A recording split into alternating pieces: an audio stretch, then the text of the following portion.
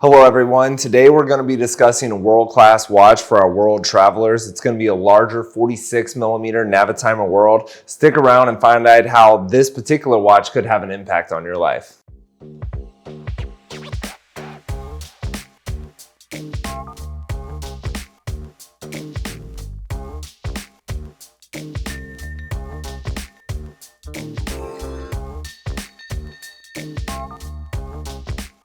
Welcome back everybody. As I said, this is going to be a 46mm Navitimer World. Of course, the Navitimer, we've got that iconic slide rule bezel that you can use to make calculations on the fly. One of the staples of the Navitimer collection, but I also said it was a world. And so you'll notice that there's going to be an extra hand on here, the GMT hand. There are some other features that really make this more of a world watch, but I'll dig into those in a little bit. First, I'd like to go over just some basic descriptors, some overview of this particular piece. Now, it is a model 24322, and you can, of course, Breitling's going to have letters that they associate with it at the very beginning. If you go with an A series, an A24322, it's going to be a stainless steel case, but you can also get it in an H, which is going to be rose gold, and then they have the K series that's going to have the yellow gold. Of course, the number stays the same. It's the 24322, and they all come in 46mm. Now, inside the watch, you're going to have the value 7754. So it is a chronograph, it's COSC certified, and of course it does have a 42-hour power reserve. It's got 25 joules inside of it to help reduce any sort of wear and tear, help improve efficiency, accuracy, that kind of stuff. And it does beat at 28,800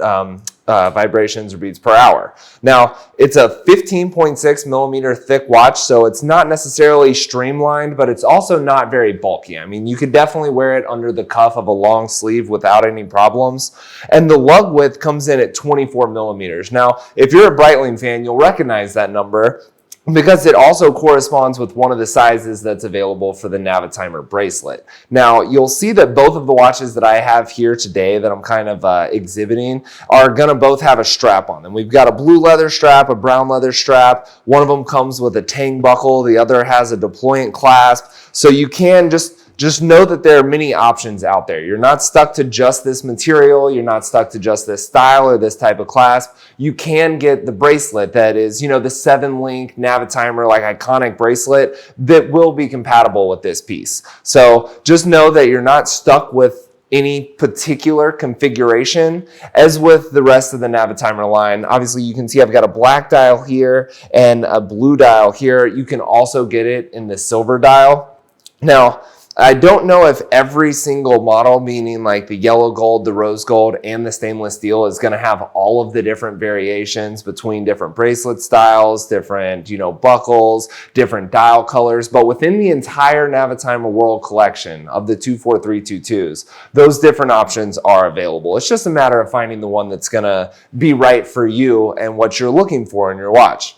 Now, I briefly mentioned the slide rule and the GMT hand. Of course, for those that are not aware, GMT stands for Greenwich Mean Time. And that is UTC 0, which is the Universal Time Coordinated. It's like the universal time zone. Everybody's got a slightly different time zone, but we need one that we can kind of base the rest of them on. And they call that GMT, UTC plus 0. Now, if you are familiar with the concept of a world time watch or a world timer, other brands make, equivalent watches based on functionality. They usually have, or most of them will have a, the different hours or time zones with some sort of means of, manipulating the watch, like the Patek Philippe world time. You can actually, where the slide rule is on the Navitimer bezel, there are a bunch of cities that are located, and you would recognize them. They're big names like London and Paris and stuff like that. But as you press a button on the watch and it makes the actual inside of the bezel rotate. And while it's, a really cool feature, you got to kind of understand how to use it and how it's going to change the dial to make it easy to read. Breitling made it way simpler. They put all the answers on the back of the case back. Not many people are trying to do a lot of time zone calculation changes on the fly. Sure, you may, travel around the world and have to do a quick calculation to figure out, what the best time to call your family is, but it's not something that you're gonna, be driving down the road and need to know what time it is in Rio de Janeiro and then real quickly know what time it is in Tokyo. It's something that, it happens, but it's not something that you need to do all the time or something that you need to do very quickly. So I find it very useful, and quite honestly, I do find it more, what's the word I'm looking for? Not relevant, but it makes more sense to me to have an element like that on the case back of the watch. Now, Breitling puts a lot of information on the back of the case. Of course, you can find the model number, you can find information about it being a certified chronometer, it's a chronograph, it's got, 3 bars written on it, which of course refers to like the water resistance. That's going to be a 30-meter water resistant.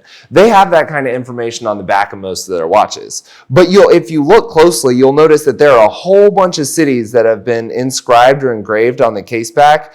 And at the middle of each word, of each city, if you go directly towards the center of the case back, you'll run across a number. And the numbers range from +12 to -11, going all the way around. And these are going to be major cities located around the world and the appropriate time zone.